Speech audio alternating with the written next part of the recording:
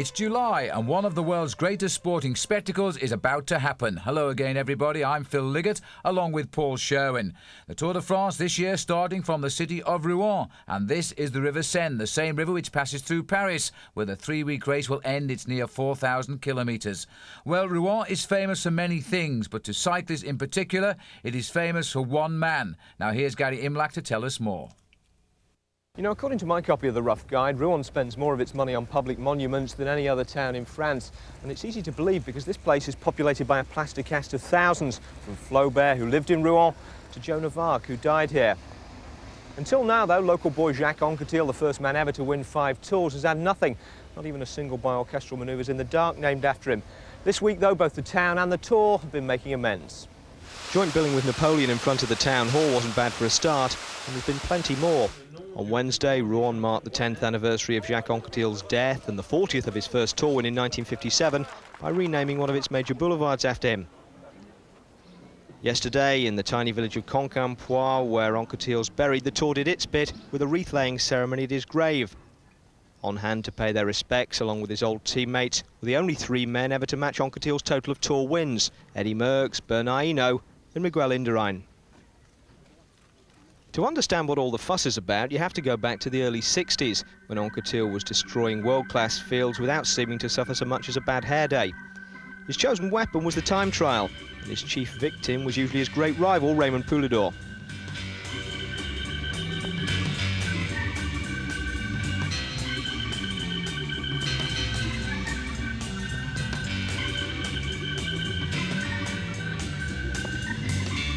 Autant nous étions adversaires et quelquefois nous nous sommes haïs lorsque nous étions en compétition, autant notre amitié est devenue forte lorsque nous avons mis un cours à notre carrière. In cycling, though, even champions are supposed to suffer, and while the down-to-earth Poulidor was eternally popular for being eternally second, Anquetil won 4 Tours in a row between 1961 and 64, to the polite applause the public reserves for those they've decided are too good-looking and talented to be really lovable. It wasn't until he died of cancer in 1987 at the age of 53 that many people in French cycling realised what a champion they'd lost, and perhaps not until this week that they got around to formally acknowledging it. What a great rider he was, Jacques Anquetil. Now to the 84th Tour de France, starting with the 7.3 kilometres prologue. Chris Boorman is expected to do the winning time. He knows exactly what he's got to do now, because an early starter off number 44, Jan Ullrich, has finished with a time of 8 minutes and 22 seconds, so the gauntlet is down. 5th from the back to start, Chris Boorman.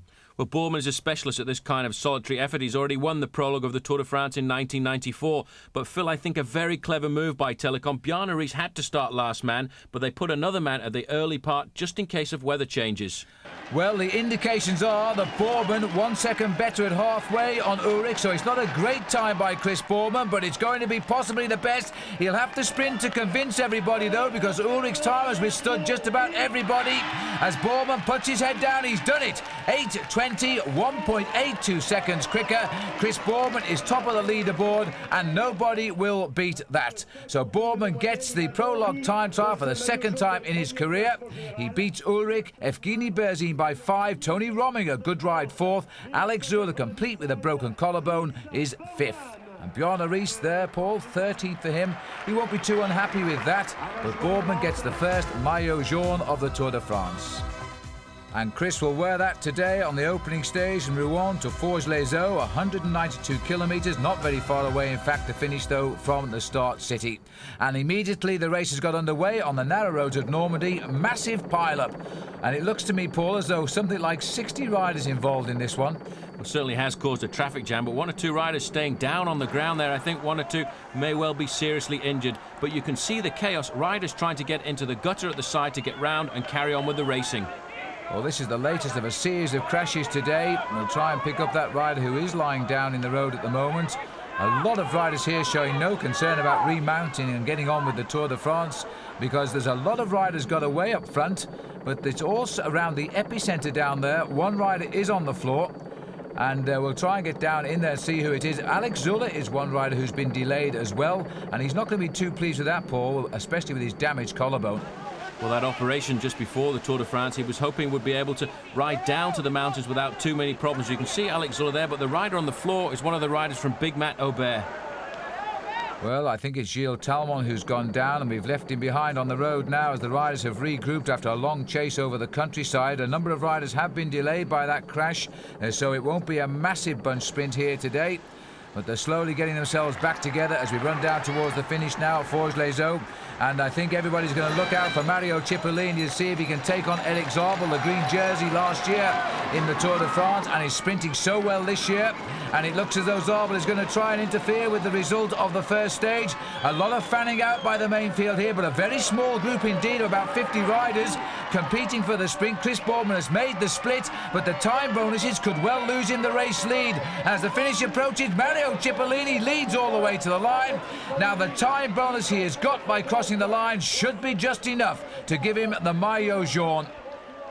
And this group coming in now contains Bjarne Riis losing 58 seconds on day one of the Tour de France, while Mario Cipollini, complete with his American shorts, there he get fined for those, is enjoying the victory. And look at the speed of this man. 5 stage wins in the Tour of Italy. He's opened his account again on the first stage now of the Tour de France. He makes it look so easy, finishing ahead of Tom Steels here, the Belgian champion riding his first Tour de France. And in the white jersey there is Frédéric Moncassin.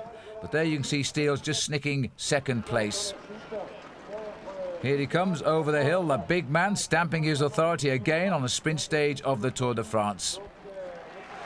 So a super win for Super Mario. He's now the leader of the Tour de France. But those shorts, well, they're illegal. He will be fined. And Paul Schoen put the question to him.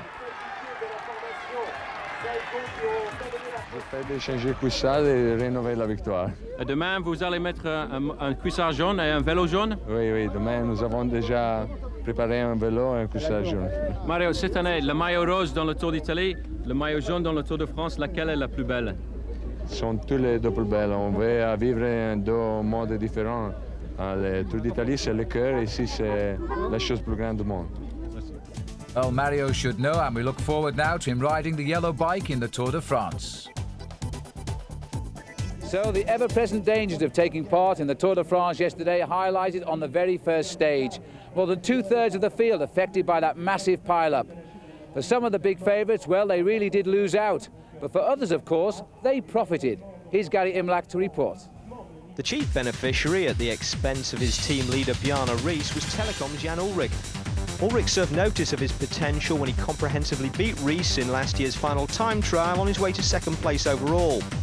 This year, it seemed the only thing holding him back would be team orders to work for the boss. But after beating Riis again in the prologue, Ullrich now finds himself over a minute up on his leader, who was caught behind the crash. Team orders may have to be rethought. With Ullrich on the right side of the spill was Spain's leading Miguel Indurain impersonator, Abraham Olano. He's enhanced the likeness this year by taking Big Mig's spot at Benesto, but he knows that only a win will make it truly convincing. The only real French contender is Richard Virenque. After 3 wins, the novelty's worn off the King of the Mountains competition for him, and he'll be looking to apply his climbing ability to the general classification. Virenque finished ahead of the crash yesterday, unlike Yevgeny Berzin, who lost 58 seconds as a result. That and his ability to self-destruct, as he did to lose the yellow jersey last year, make him an outside bet. Alex Zuller isn't so much a bet for the Tour as an insurance risk. He arrived with half a dozen screws in a broken collarbone after a crash 3 weeks ago and went down again yesterday, falling 1:35 behind Ullrich and the rest of the challengers to Bjarne Riis. Which brings us to the defending champion himself. Last year, Riis finally completed the transformation from jobbing rider to Tour winner, but at the age of 33, he's not keen on making the return journey. He didn't fare as badly as Zuller yesterday, but still lost 58 seconds to the leading group. He's now 1 minute 11 seconds down on Ullrich. That's by no means a disaster for Riis this early in the race, but it could be the start of an interesting dilemma for his team. And this is where the leading contenders stand at the moment. Jan Ullrich currently third, 12 seconds off the pace, and Olano up there in fifth. He's 20 seconds down. So on to stage 2 now. The race are passing away from Normandy into Brittany. 262 kilometres. It's a long, long way today, Paul. Well, Mario Cipollini resplendent in his yellow jersey, yellow shorts and the yellow bicycle, and he's got one little dream in the back of his mind, Phil. He'd like to win in that attire. You forgot the yellow gloves, glasses and socks. Anyway, the TVM team are trying to set this up today for Jerome Blijlevens, who usually pulls one stage win in a Tour de France. In the final kilometre now, it's been a day of attack and counter-attack, but the field has come back together. And now it looks as though TVM are trying to give Blijlevens the victory. Mario Cipollini right on the far right as we look at the picture here, and he looks to be in a bad position as he makes her way up to a finish in Via. And they're already out of the Tour today. Another rider retired, by the way. Arsenio Gonzalez of Kelme went out in the first hour with his crash injuries from yesterday. Anyway, the sprinters now trying to wind it up towards the line here. It looks to me, Paul, as though hopelessly boxed in now is Cipollini. As the field swings across towards the left of our picture, it looks as though Cipollini has got himself in an awful mess today. The man in yellow perhaps suffering a little bit from pre-race nerves. Robbie McEwen dodging about on the far left. First time Aussie in the Tour. Cipollini's got through. I can't believe he came through that gap, but he saw it and he's free as a bird. Mario Cipollini is taking the stage right on the line, and the rider who's just on his wheel was Zabel.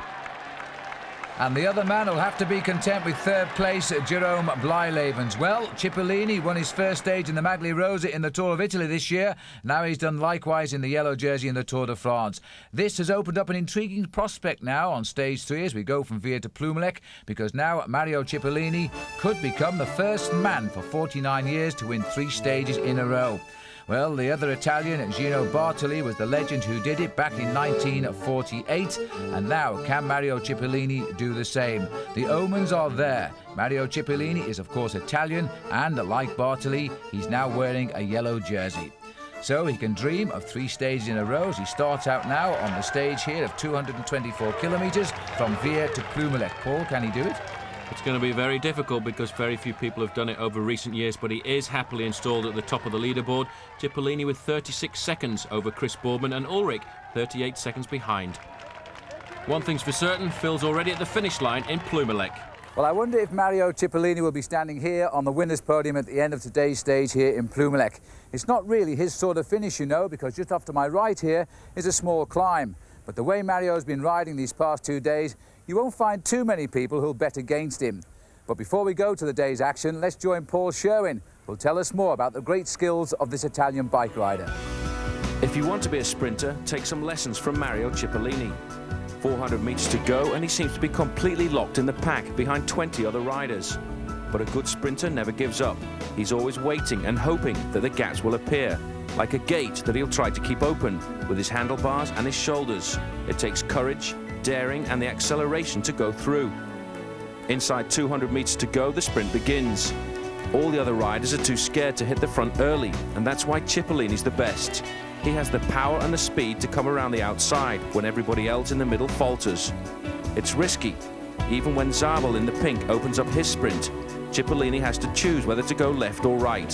He flicks his bike around the German's wheel, opens the gate up to the finish and powers away on a massive gear of 53/11. Unheard of by sprinters 20 years ago, but Super Mario is a sprinter of today. Indeed he is, and here he is now at Saint-Hilaire de Arcueil at 37 kilometres. The small time bonus is very important for not just the green jersey but the yellow as well. Zabel is taking on a Cipollini, and Zabel beats him. In fact, Moncassin getting second and Cipollini only third, but he gets a 2-second time bonus. The race goes on, heading towards Plumelec. Very nasty finish to the race today in Plumelec, and the riders, I think, will be very wary towards the end. Now, Super Mario looks in good form with Tony Rominger. Well, they both live in Monaco and probably train together occasionally, but I would think Mario on the flat and Tony on the hills.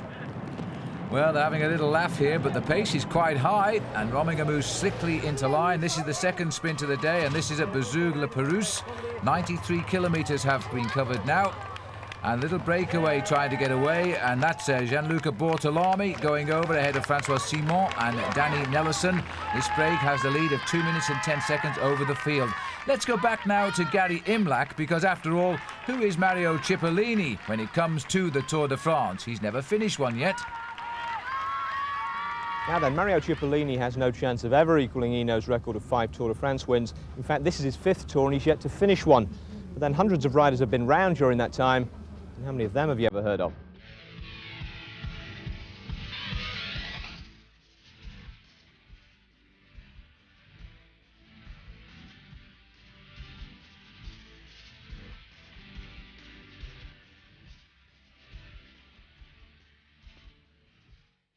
In a sport populated largely by stoics, the occasional wide boy is bound to stand out.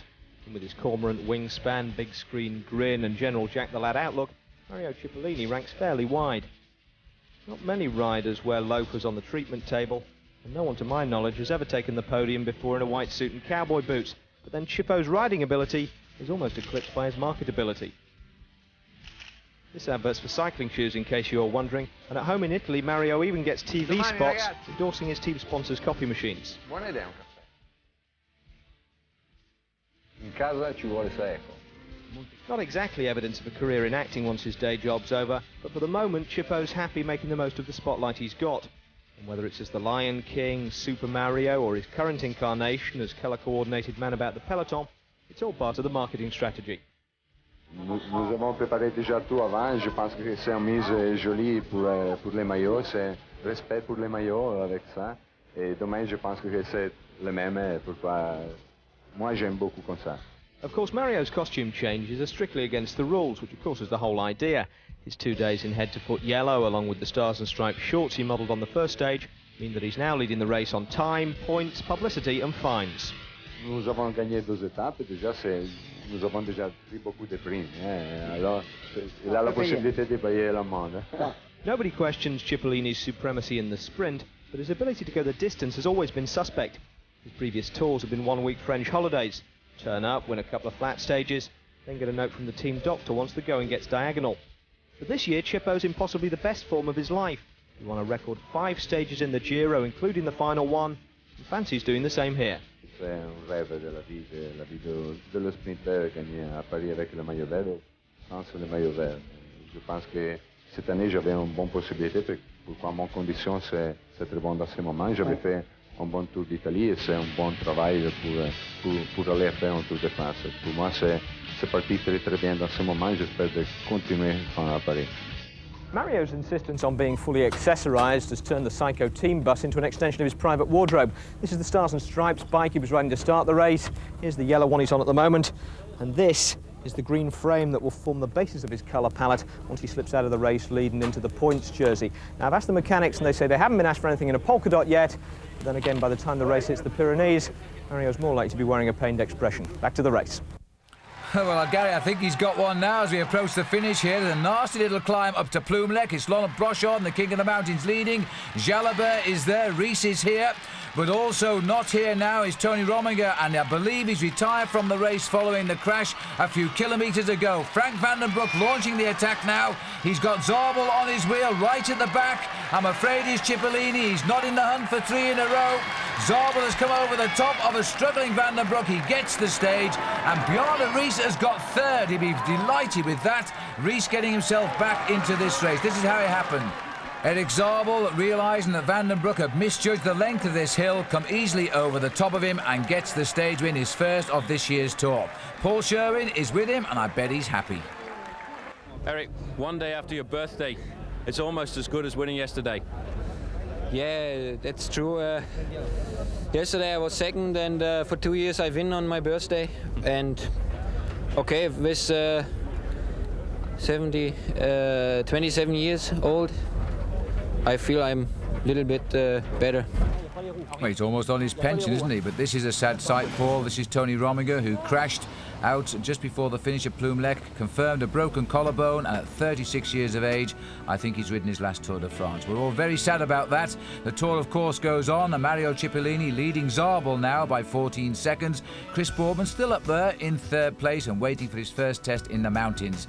They're still a little way away. Now we're on to stage number 4. This is 223 kilometres, and it is a nice little route, this, as we start to plunge south now to Le Puy de Fou. Well, that's where the Tour de France started a couple of years ago, and the riders again on very narrow roads, and once again lots of crashes as they go over the climb here of the Pont de Saint-Lazare, the biggest difficulty of the day.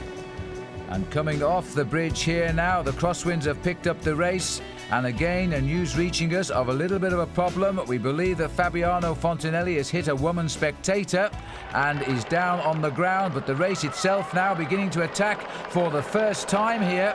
Those crosswinds have disturbed the rhythm of the peloton and the strongmen, and Ullrich again has gone to the front. He's riding so strongly at the moment. He's trying to set the sprint up for Eric Zabel. Really amazing to see this man all of the time when he needs to. He comes to the front working like a Trojan for his teammate, and also up there in second position is Jan Ullrich. So Telecom trying to be all dominating in the first week of the Tour.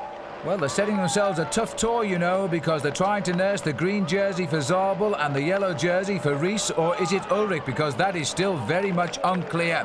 Anyway, Ullrich is proving the way to keep out of all these crashes this week is to get near the front and stay out of trouble, and so far he hasn't made any mistakes here now, as the team are trying to line up Zabel again for the sprint, and Nicola Minali is nosing in on this one too. So Minali's the rider in blue. Zabel is through on the rails there. He's in the green jersey.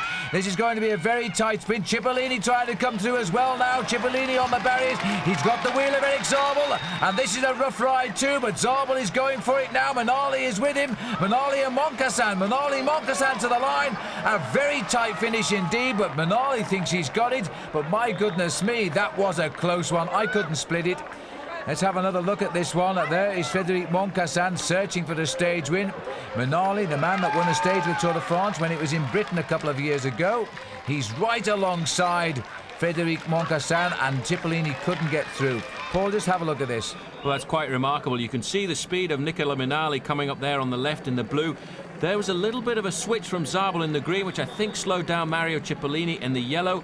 Moncassin, using a huge gear on the left-hand shoulder of Minali, tries to come up at the very last minute, but it all goes down to the lunge for the line, and both of these riders lunging at almost the same time. I think the mistake from Moncassin came that he threw his bike just a little bit too soon, and then I think it's going to have to go down to the finish, because as they go over the line, they're almost on the same millimetre, really.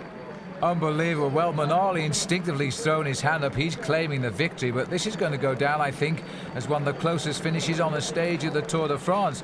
The eye cannot split these two riders, and we're trying every camera angle here. But they're crossing the line almost together, but the sense of Minali to throw his hand up, I think he might get it. Look at this.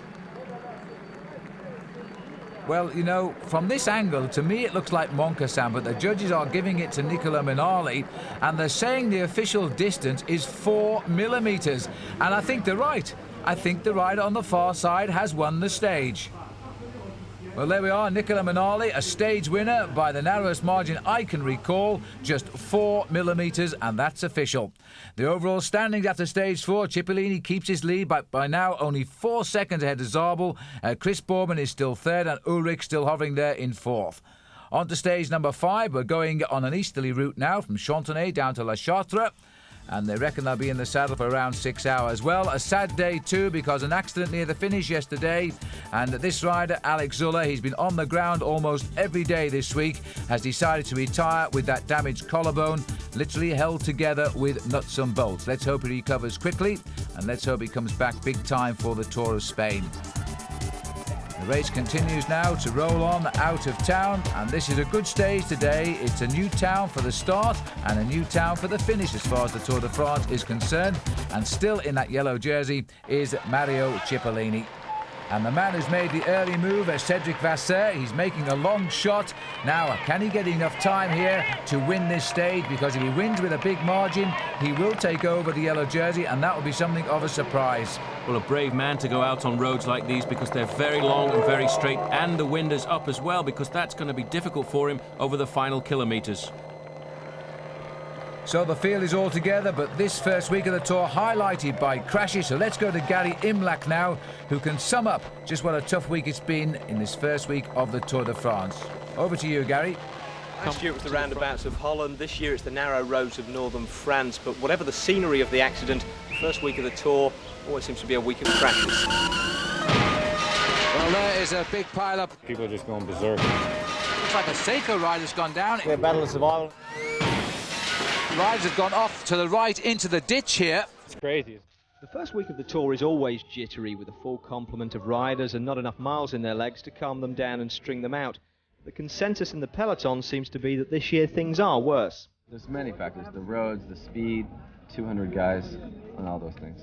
I think there's too many people on too small roads, and everyone's really nervous. You survive the first week without crashing, the second week you're going to be okay.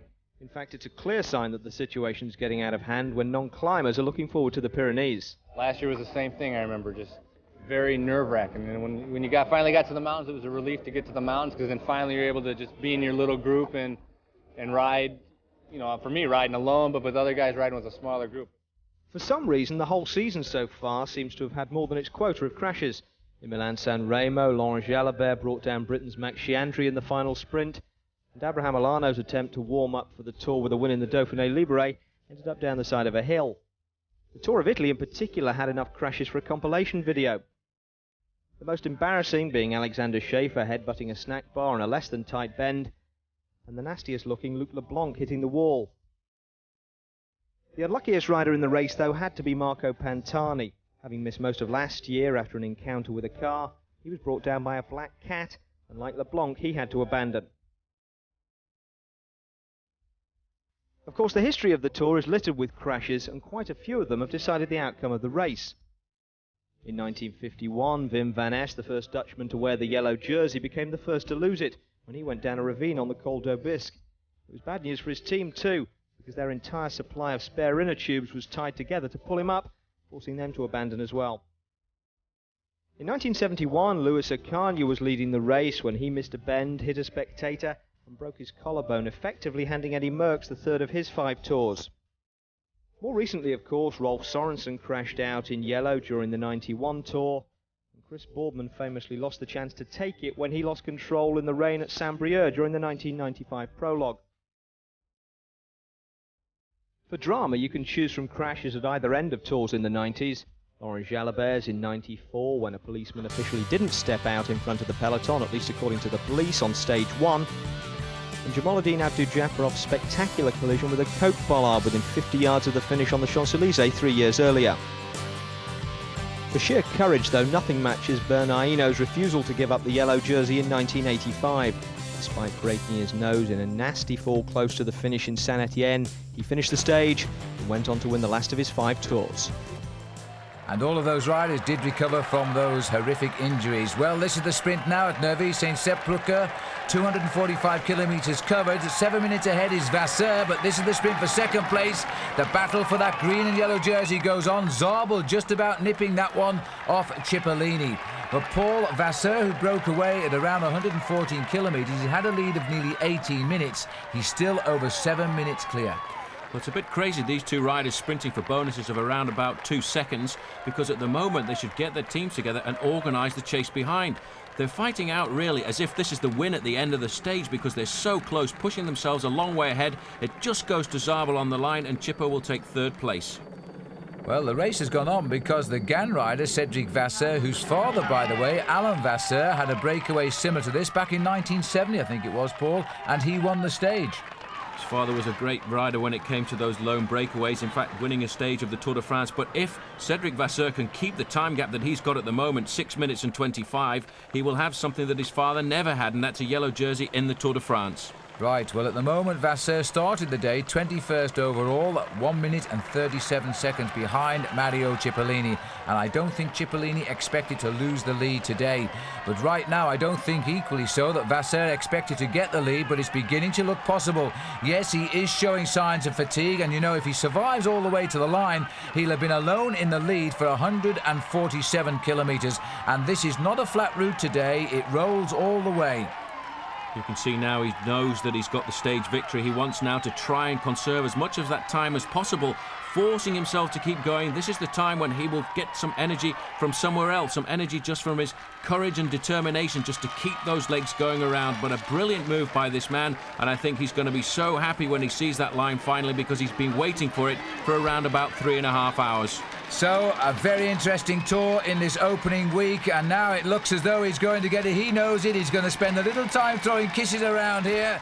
As Cedric Vasseur is going to become the surprised leader of the Tour de France. He's still approximately 2.5 minutes to the good at the last time check. There's a chance to see what happens on television back in northern France. That's Dad Alain, who used to race on the big team, and he's commentating actually on his son crossing the line live. Cedric Vasseur becomes the new new leader of the Tour de France, because here is the race for second place. The Australian Stuart O'Grady is going to make it a 1-2 for Gan. And look at the gap, 2:32, so Vasseur is confirmed as the leader. And Cabello of the Kelme team was third, but that was a superb result, and cleaning up for the rest, the two big sprinters, Cipollini and Zabel, but it won't matter now. 3 minutes and 24 seconds back. Well, a brilliant day for Cedric Vasseur, one that will go down in the history books, but now he has a yellow jersey to contend with, and I'm sure they will make him rise to the occasion. He celebrates the crowds here. He knows that that is a great victory for himself and also for the Gan team. It's their second yellow jersey in the Tour after that of Christopher Boorman, and Cipollini, the big loser, at 2:17, Eric Zabel at 2:19, and Boorman, his own teammate, back in fourth place. Jan Ullrich, though, Phil, all of the time well up there in fifth. And on the day that Alex Zülle didn't start, only 192 riders left in the race. Hello and welcome to the 7th day of the Tour de France. Well, yesterday we concentrated on the battle between the sprinters, and instead it was a young Frenchman, Cedric Vasseur, who broke clear, won the stage and took the race lead. What went wrong among the sprinters? How did Vasseur escape? Well, before we join the action, here's Paul Sherwin with his opinion. Cedric Vasseur got clear of the pack yesterday for one simple reason. They let him. It was a good solution for everyone. He would take the big time bonuses along the way. As he built up a lead that exceeded 17 minutes, an interesting game of chess was being played out behind. The lone leader would take the pressure off the battle between Mario Cipollini and Eric Zabel for the yellow jersey. I think that Mario Cipollini's Psycho team had lost a little confidence in him. He was being repeatedly beaten in the sprints by Zabel, so they were happy to let the breakaway succeed and take the time bonus sprints. On the other hand, if Telecom wanted to have Zabel in yellow, then they would have to chase. Jan Ullrich, the team leader, decided he didn't want to have a short-term yellow jersey and ordered Telecom not to work. The result, nobody chased, and Vasseur gave the French a victory and a yellow jersey. The big losers on the day, Mario Cipollini and Eric Zabel. No more yellow dreams for them. And for the moment, none for Jan Ullrich, last year's Tour winner either. He's still looking for 3 minutes and 59 seconds, although I don't think, Paul, he'll be too concerned about the whereabouts of Cedric Vasseur. He might be a little bit more concerned about the place of Jan Ullrich, 5th overall at the moment, 2:56 down on the Frenchman, and probably his most serious contender. Ullrich wearing the Championship of Germany, the jersey he won just before this Tour started. Here's Abraham Olano, another one of the pre-race favourites. Hasn't shown a lot yet. Waiting for the mountains, I think. He's just over 3 minutes off the pace. The field now heading down to the beautiful west coast of France, heading to Marennes. 217 kilometres today. The winds are blowing again, Paul, and they have caused one or two problems. Here's Eros Polly setting the pace. But a big change in the tactics of the race, because now it's the Gan team in the white jerseys who have to do all of the work at the front. Two-pronged attack for them, really, because they want to keep the yellow jersey on the shoulders of Cedric Vasseur, and if it does come down to a sprint at the finish, then there's a chance for Frédéric Moncassin to take the stage. Well, even I could have kept up with the first 2 hours of the pace today. 30 kilometres an hour, Paul. That's around about 19 miles an hour. So I think they switched off a little bit now, because the sprinters have lost their grip on this Tour.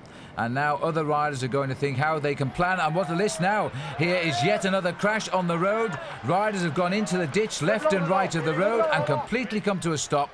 Well, Phil, I've never seen so many crashes in the Tour de France, and I'm sure it's the fact that riders are taking risks to ride in the first 20 or 30 positions, and all of the time people going down. In fact, Cipollini's one of the men involved. Mario Cipollini, now in red, is down as well and not looking too contented at all now. So Cipollini caught this time, and a lot of riders taking a little while to get away here. At least Cipollini's got a couple of teammates back there. Well, one of them's Massimiliano Lelli and the other one's Paolo Fornaciari. They're going to wait for Cipollini and try and get him back into the main field. Lelli, by the way, the winner of recently of the US Pro Championships in Philadelphia. I won't be too happy with the speed. Cipollini's getting himself ready for departure here, because it's going to be a tough chase down now, but he's away. There's the long empty road ahead. A lot of team cars have already gone forward here. Cipollini, to me, Paul, looks as though he's not too happy with the way he's riding. He looks in a little bit of pain. He doesn't look fluid. He hasn't got himself going quickly, and they'll have a hard time getting back into the main field, because the main field riding this quickly doesn't wait for anyone. Well, now we've got up to the main field, and this is the sprint for the finish here in Marennes. And looking over his shoulder, there's a Rabobank rider. I think it's Rolf Sorensen, looking probably to see where Robbie McEwen is. There's an awful lot of movement in this bunch here. They're all over the road. But leading out now, we've got Laurent Gentil of the Big Mat team. Zabel is on his wheel here. Abdu Japarov is trying to get on terms. Cipollini's got back to this group, but he's not in the hunt really. He's over to the left at the moment. Abdu Japarov going forward now, and it looks as though it's going to be Eric Zabel who'll get it. And I think Tom Steels has just hurled his water bottle at somebody in the centre of the pack. But as they come clear to the line, Zabel gets the victory. Second will be Jerome Blyleven's, I think, and Abdu Japarov third. Let's have a look at the order over the line again. Zabel notching his 15th win of the season here as Blyleven's comes clear for second. Now the judges have disqualified Zabel and also Tom Steels. Tom Steels from the race itself, Zabel from the win. So let's join Paul Sherwin to take us through what was a very dodgy finish indeed. This is how the judges saw the finish. To begin with, a fairly normal sprint, but then Rolf Sorensen in the orange jersey for Rabobank leaps across at 35 miles an hour to the opposite side of the road. First incident on the right-hand side, the green jersey of Zabel and Cipollini come together, bouncing off each other. The judges would let that one go, that wasn't too serious. But then Eric Zabel feels somebody moving by him on the left. He leaps across to that wheel because he knows that's the one he wants. But this is the incident they didn't like. He butts into the rider with his head there, and they decided that was dangerous riding, and they relegated him to last position in the pack. First man over the line, last in the pack, and the victory was given to Jeroen Blyleven's. However, on the other side of the pack, something else was going on. Tom Steels, the Belgian champion, fighting it out with Frédéric Moncassin in the white. Now, these two riders want to get into the slipstream of Mario Cipollini. They're bumping against each other consistently. Nobody wants to give up, but in fact, it's Steels who manages to go round, even though Gan rider Moncassin nearly falls off. Steels has lost his impetus and also his stability. He falls onto the shoulder there of Traversoni, but he's lost all chance of a win. He gets mad, he takes out his bidon at 40 miles an hour and hurls it at the Frenchman. That's what the judges didn't like. They said it was aggression against another competitor, and they threw him straight away out of the race. And the sensations don't stop there as we now tune up for stage 7, Marennes to Bordeaux. The field being flagged away with Cédric Vasseur in the maillot jaune, but not coming out to the race start this morning was Evgeny Berzin. The Russian rider, although he got to the finish yesterday, realised he had broken his collarbone. Out too with a damaged neck is the man who won the Tour of Italy, Ivan Gotti, another non-starter. While Mario Cipollini, we saw him crash, well, an injured knee. He too has abandoned the Tour de France today. 3 big names have gone from this tour. There's another one as well. Jamaluddin Abdu Japarov, who was said to have given a positive drugs test earlier in the stage of this race, has been disqualified, so he's gone home. As always, Phil, coming into the final few kilometres, Team Telecom at the front trying to set it up for their sprinter Eric Zabel, and this time again it's the turn of Jan Ullrich in the white jersey as the champion of Germany. Well, there's no doubt, Paul, that Zabel is very upset about the decision to relegate him last night from that victory. He felt he'd done nothing wrong. The judges saw otherwise. This group has again been split by a crash. Jens Heppner was the faller. But now we're looking at about 64 riders lining up for the finish here. And you're right, Ullrich is working well here, looking for Zabel. A lot of teams trying to get their sprinters up there too. A former winner here in Bordeaux as well, Frédéric Moncassin. Abdu Japarov won here in 1994, but unfortunately he's been sent home early. You're absolutely right as we go under the banner there, and this is a superb finish here. The whole of Bordeaux, I think, has turned out to watch the riders come in down the side of the River Gironde. And now the sprints are starting for the line here. La Française de Jeux is trying to break it up a little bit, but they've marked him well. Bjarne Riis himself has got control at the front now. He's looking better every day of this tour. As Riis is thinking of Zabel, there he is, lying 4 men down the line. Easy to pick out in that green jersey. Zabel wants this for very special reasons now. He's not worried about anything else. The win he wants to make sure the judges get it right.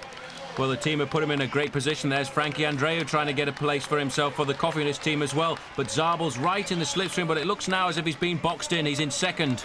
So Zabel in second, but he's got a lovely smooth lead out for the line. Look at his face now as Zabel kicks with all his weight there. Moncassin long way back. Blyleven's is behind too. This isn't going to be, that's Kersipou trying to challenge Jan Kersipou, but Zabel gets revenge. He gets the victory in Bordeaux, as in fact he did back in 1995. But this one was rather special for him. So Eric Zabel gets the victory as we see it here. Jan Kersipou makes an appearance at last, the sprinter on the Casino team. And Jeroen Blyleven's again not quite having the strength necessary to get the kick that turns third place into a win. And Robbie McEwen, he's the Australian rider in his first tour. He crosses the line in 4th place. But that was the important one today for him. Erik Zabel getting the win he wanted. This is the overall situation after 7 stages in the prologue. Cedric Vasseur leads by 1 minute and 49 seconds. Erik Zabel, he keeps nibbling off with the time bonuses. Chris Boorman up there in 3rd place. On to stage 8 now, Sauternes to Pau, the gateway to the Pyrenees, at just 100 miles, 161.5 kilometres, 186 riders are left in. Certainly through some of the most beautiful wine country of the world, the French Bordeaux region, and this area they're leaving from, Sauternes, makes a very clear, white, sweet wine. If you've got a chance to take some dessert, well, I think you should try it. That's allowed, but some things aren't. The current drug of choice in cycling is EPO. In simple terms, EPO is a drug that mimics the effects of altitude training by raising the number of red cells in the blood. And there's the problem, because medically it's impossible to tell the difference between a cyclist who's been up a mountain and one who's been down the chemist. So although dope tests carried out daily at the stage finish are fine for detecting the usual scientific suspects, they're no good for EPO. And here's where things get interesting, because the riders themselves were so concerned about EPO that they gave their support to a creative compromise. This season, in addition to drug testing, cycling's ruling body, the UCI, has also introduced what it calls health testing. And any rider with a red blood cell count over 50% is prevented from competing for his own welfare. Not banned, just sent away until his blood is back to what the UCI considers normal and healthy. They take a little blood sample and they measure it, and if you're over 50, then you have 2 weeks to lower it again. So I think it's a good measure. All the riders are together in the fact that they want this to be a healthy sport, and they want, they know that they have lives after cycling. So everybody wants to make sure that we're healthy professionals. So far this season, 10 riders have been sent home for the good of their health, including former King of the Mountains Claudio Chiappucci. In the first week of the Tour, though, 4 teams have been tested, all below the limit. But the system isn't without its critics. Some riders think the ceiling has been set too low, particularly for riders like Colombia's Chepi Gonzalez, who live at altitude. No solamente nosotros, sino habrá muchos más que manejarán pues niveles altos de hematocrito, ¿no? Entonces la UCI tendrá que hacer un estudio muy concreto a los corredores colombianos. But 50 is low.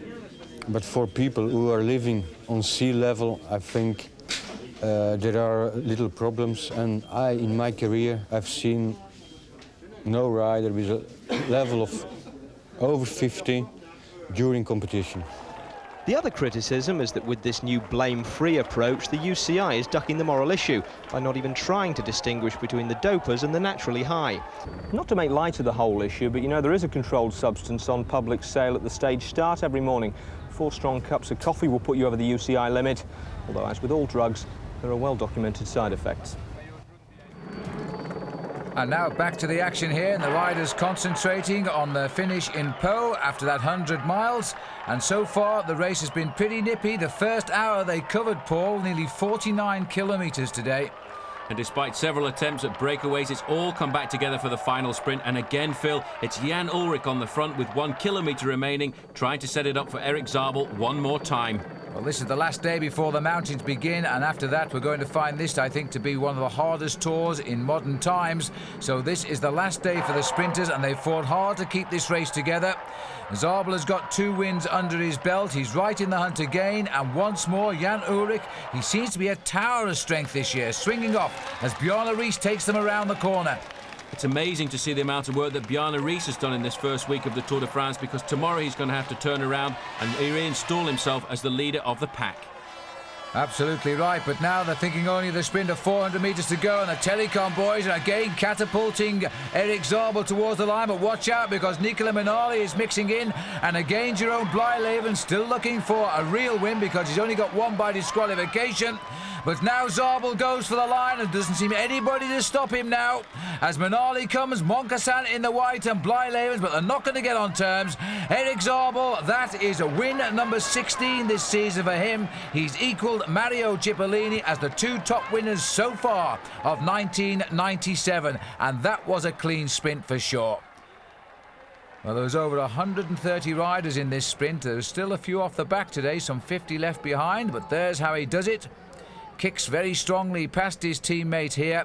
Minali a little bit slow out of the blocks, I think, but then he came at him quite well. Moncassin also left far too far down the field, having to come over the top of Jerome Blijlevens, and I'm not too sure he actually will get over the top of Blijlevens. He won't. So for the second day in succession, Blijlevens takes third place, and equally so, the win going to Erik Zabel.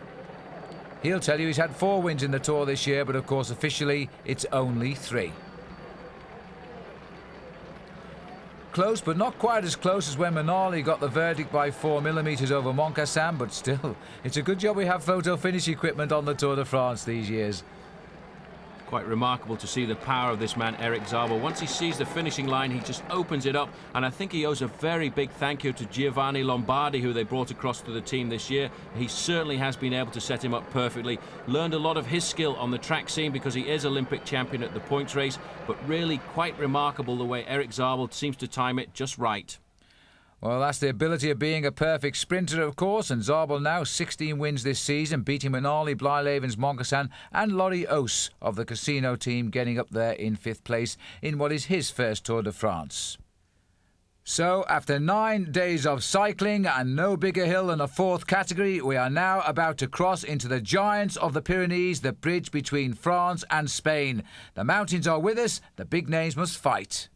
And it's a beautiful day here at the finish at Ludanviel, but you know the weather here in the Pyrenees can change very quickly. However, we do expect Bjarne Riis to put in his challenge. At this stage last year, Riis was already the leader, and ahead of him in Denmark was the biggest welcome any sportsman had ever been given. Cycling has since become Denmark's #1 sport, and thanks to Bjarne Riis, most of Denmark will be watching television today. You know, he's naturally a quiet man, and when Paul Sherwin spoke to him, he certainly wasn't giving much away about his plans or that of the team. It's pretty normal. Are you happy with the way the team is? They are the best team in the Tour for the moment. Yeah, it's a good team. We win and we're satisfied. I was talking to one of your friends from Luxembourg yesterday, and he said your biggest adversary is going to be Bjarne Riis. I don't know, maybe. Well, perhaps he is feeling the pressure after all. Well, let's join the action now as we start the climb of the Col de Tourmalet. The 2 riders out in front here are Javier Pascual from Kelme and Pascal Hervé from Festina. Little bit of mist and fog on the climb as we come up towards the summit, and still these 2 riders are clear. Well, I think Pascal Hervé is trying to set the race up for his own teammate Richard Virenque, because these riders from Festina have always been aggressive in the mountains, and Richard Virenque has always been very successful in the Pyrenees. Well, Hervé, a good rider in his own right, but look at the conditions here now as they do come up over the top. It's Pascual who goes over first. Hervé sits up there getting himself ready for the descent. Here comes Richard Virenque, and he's actually climbing in a small group of riders here, including his teammate Laurent Dufaux. So the 3rd and 4th, Ullrich is here, and so too is Riis. So the top 4 riders in the Tour de France last year are in this group, just 20 seconds back. And Richard Virenque looking very comfortable, I'm sure, thinking about a victory later in the day. But one man thinking about survival is the yellow jersey, Cédric Vasseur, suffering on every climb of the day so far, Phil, but always fighting his way back. The courage, I think, of the yellow jersey pushing him along. Well, he was in trouble on the Col de Soulor as well, but he got back to the group, and he's not too far away from them as he continues to climb up the Tourmalet. Not out of the race, but out of the hunt for the yellow jersey now, Chris Boardman, who was 3rd this morning. He's crashed on the descent of the Col de Soulor, and he's actually in the autobus now with all the sprinters, so he's going to lose big time today. But Cédric Vasseur has to take a lot of risks to try and pull himself back into the lead and keep the yellow jersey. But one man missing from this year's Tour de France is Lance Armstrong, and he decided to come and see the race in the Pyrenees. So let's catch up with his news. Lance, in case you didn't know, was diagnosed with cancer last October, shortly after signing for the French Cofidis team. Although the cancer is now thankfully in remission, he hasn't yet been able to return to competition. You're still a member of the Cofidis team, got a contract with them. How do you see your future in racing? Good question. I don't know. I need to just wait and see. My doctors have told me to rest this year, and so whatever happens after this year, then it's going to happen. But I still consider myself a professional cyclist. And so too does this man, the leader of the King of the Mountains, Laurent Brochard, as we start now the final climb of Val Laurent before we go down to the finish at Loudon-Viel. Now, Brochard has had a great day so far here in the Pyrenees. He was first over the top of the Col de Soulor after 50 kilometres, and he's been second over the top of the Col d'Aspin. Pascal Hervé just survived to stay first there, but now both the early breakaways have been caught. Well, Brochard certainly trying to put a lot of pressure on Bjarne Riis today. They feel that there is a chink in the armour of the Dane, and this is where it is. It's in the mountains, which is why they're attacking like this. And the new champion of Germany looking very, very cool indeed here. The same cannot be said of Bjarne Riis. He looks to be suffering in the mountains. We didn't really expect this. I think a lot of riders taken by surprise. This mountain here, the Col de Val Laurent, is very steep indeed. In fact, only a few months ago, it was just a cattle track, and they've put down this special tarmac road just for the Tour de France. A little bit of a back road, but it was here in 1991 where we first heard about Miguel Indurain as he laid the foundations for his first Tour victory. The stage also being won on that occasion by Claudio Chiappucci. That was his first ever big stage race victory. Great to see in this group as well. Marco Pantani has come back after the terrible accidents he's had over his career. The first one in 1995, Milan-Torino, and even having to withdraw from the Tour of Italy. But the man suffering like a dog is still Cedric Vasseur. But Phil, he keeps coming back on the descent. He yo-yos back on, you know. He's not completely out of that yellow jersey yet, if he can pull something rather special out before the finish. Now, Richard Virenque still annoying everybody. Quick acceleration by this little man who loves to antagonise anywhere, not just in the mountains. He rides rather, reminds me of Claudio Chiappucci, the way he annoys everybody. But now, look at the cool way that Ullrich has sailed up to him, and the man not there, Paul, is Riis. Well, Riis looked as if he was suffering an awful lot just a few moments ago. Can't respond to this attack. I think probably not panicking, realising that Virenque attacks and keeps lifting up the pace, and what Riis will try and do is, I think, come back slowly and not put himself into too much pressure. But you can see he's gone off the back of the group. It's not good signs. This is Marco Pantani who's come up though. Elefantino has made the contact and still looking pretty confident. It's the first time we've really seen Bjarne Riis under pressure. He's looked so good in the Tour de France so far. He's been leading out the sprints, doing a lot of work on the flat stages, but now it looks as if he really can't match these top climbers in the Pyrenees. Well, now the captain has taken over. He's passed his teammate, Laurent Brochard, so Richard Virenque perhaps going to start staking a claim to a fourth win in the King of the Mountains competition. The only man ahead of him is Brochard, who says he's minding the jersey for his team leader. Well, we're going to find out. But Pantani's got other ideas here. The top of Val Laurent, Marco Pantani is flexing his legs, and Virenque will not like that, but he's lost it because he's gone over the top in second place. Ullrich third, Brochard is fourth, and we're waiting now for a time check on the whereabouts of Bjarne Riis, and Pantani isn't waiting. Well, it's great to see Marco Pantani is finally back, because there, in fact, further down the course, 27 seconds to Bjarne Riis, and with him is Escartine. And I tell you what, Pantani taking a lot of risks, nearly losing it in that corner. Well, he certainly is. That was a crazy right-hand turn there, but he wants to open the gaps now.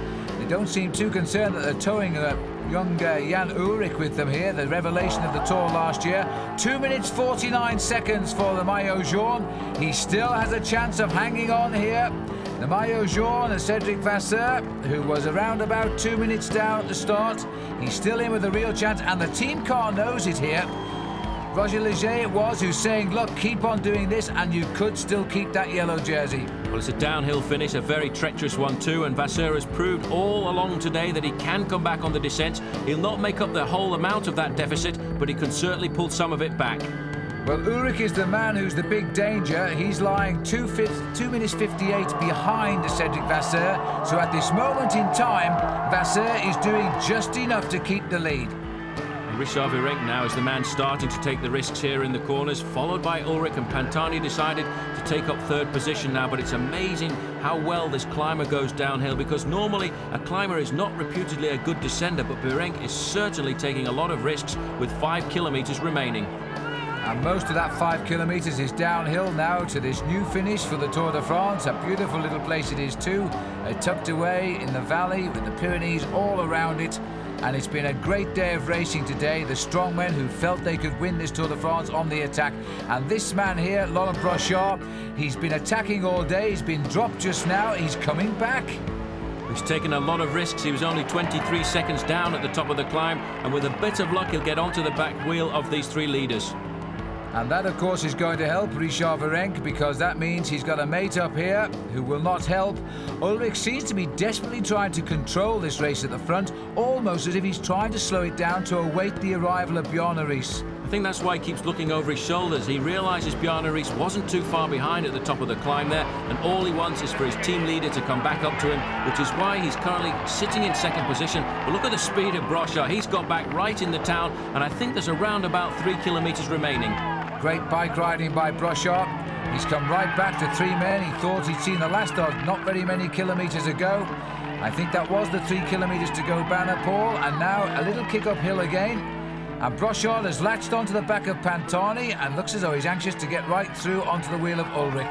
But I think he wants to go to the front and work a little bit with Virenque, because he realises this is a chance for Richard Virenque to open up some time gaps over Bjarne Riis, and now Brochard is moving forward. Moving forward, and is he going to go for it? He's come right over the top of Ullrich. Now, in fact, Virenque is in second wheel here. He's trying to back off the other two and give Brochard a chance. Well, that's a great move by them, because if it does go down to this group going to the finish, I'd give all the chances to Jan Ullrich. He's certainly the fastest man here, and not too far behind Bjarne Riis. He's coming up with another Festina rider on his wheel. That's Laurent Dufaux, and a little bit of help from the man in green, Fernando Escartin. Well, I've still got him pegged at around 35 seconds, so he may have lost a few seconds on the way down, because Pantani and co did take 1 or 2 risks on that descent, but look at the gap now, and you know they're going to allow him to go. Well, that's remarkable, Phil. You see Jan Ullrich playing the perfect teammate. He isn't chasing down Brochard because he realises if he does peg him back, then somebody else will attack. He wants to slow down Virenque, because all he wants is for Riis to come back. He's just sitting there, leaving it up to the Frenchman. Well, if Laurent Brochard wins this, you'll have to admit he deserves it, but what a way to win a stage. The first day in the mountains, he looked to me as though he's finished about 10 kilometres ago. He's clawed his way back, as Riis has yet to do, and he looks like he's going clear. 2 men fighting for their lives now. Bjarne Riis, last year's Tour winner and the current Tour leader. And that man, Paul, is seconds away from retaining that yellow jersey, not losing it. It's going to be very close for Cedric Vasseur, but the man really pushing himself to the limits now is this man, Laurent Brochard. I don't know where he's getting the force from, because he's been away all day. He's been over the mountains trying to keep the lead in the King of the Mountains competition just for one more day. And his teammate, Richard Virenque, at the front of that group there, just slowing them down. But this rider has turned his day of defeat into one of success by just joining the leaders and immediately attacking. Laurent Brochard is going to get his first stage win ever in a Tour de France, a man who's having his best ever season, and this confirms it. Now the clock will start counting as the race continues to come in behind. Now, can Richard Virenque make it a 1-2 for Festina? It's certainly been their day, their first day in the Pyrenees, and Pantani's going to have a go at Virenque, but still, Jan Ullrich doesn't want to play. Second, though, for Virenque, third Pantani, and fourth Ullrich. Here comes Riis. His loss is 41 seconds on the leader today. So he's lost a bit of time. Abraham Olano is in this group as well. He's also conceding more than a minute, but it's the yellow jersey now. If he finishes inside 3 minutes and 10 seconds, he will keep the yellow jersey. It is going to be very close to Cedric Vasseur as Pascal Lino leads him towards the line, but he's done it, and he deservedly has kept that yellow jersey. What a great show of defiance. 2:57 down. And confirmation of the win for Laurent Brochard ahead of his own teammate Richard Virenque by 14 seconds. But Marco Pantani, well, he's back in third. For the next stage in the Pyrenees, 252 kilometres, and Vasseur still in yellow. It was a sensational start in the mountains for the Tour de France yesterday. It left us all wondering, what will day 2 in the Pyrenees bring? Will Cedric Vasseur still lead in Andorra tonight?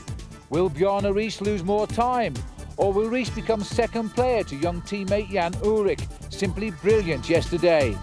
Indeed, have we seen the return of Marco Pantani? Or is this the year of the Festina team? And will the Tour de France have a French winner in Richard Virenque?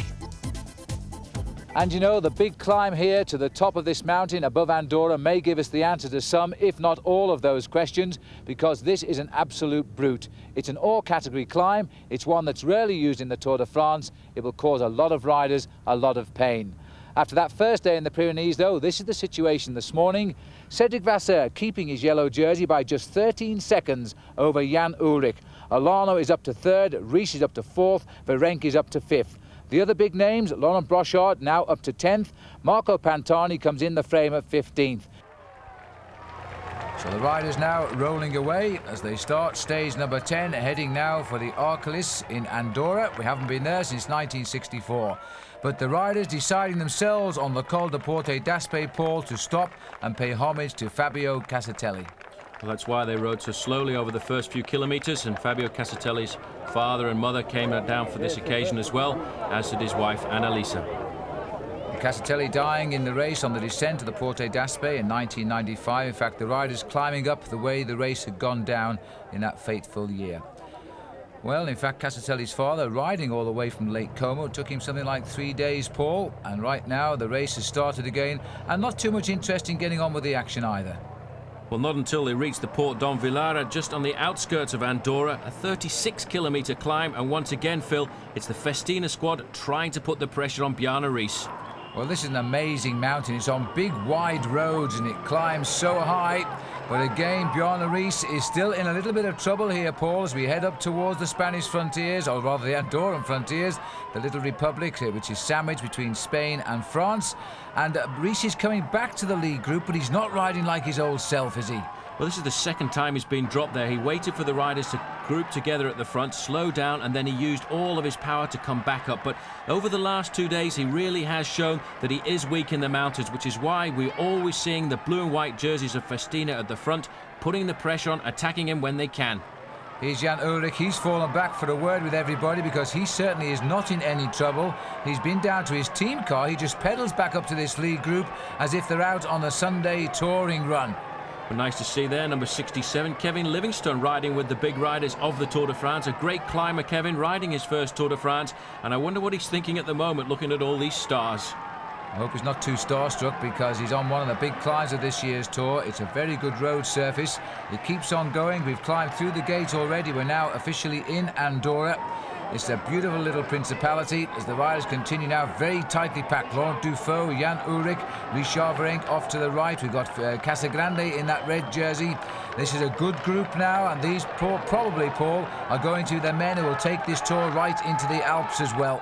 Most certainly just on the back there in the orange jersey, Peter Luttenberger.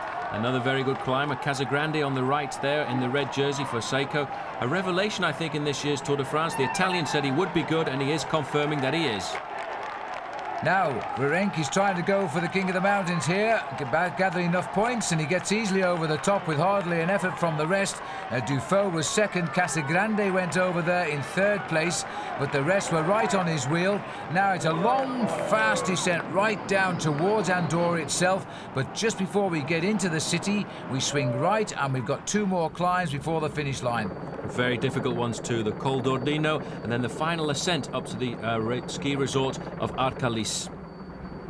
Tortuous descent just down the top of the Envilliere, 10 kilometres to go here now, and we've got the yellow jersey again in trouble, but he keeps on coming back, but I'm not so sure there's much more fight left in Cedric Vasseur.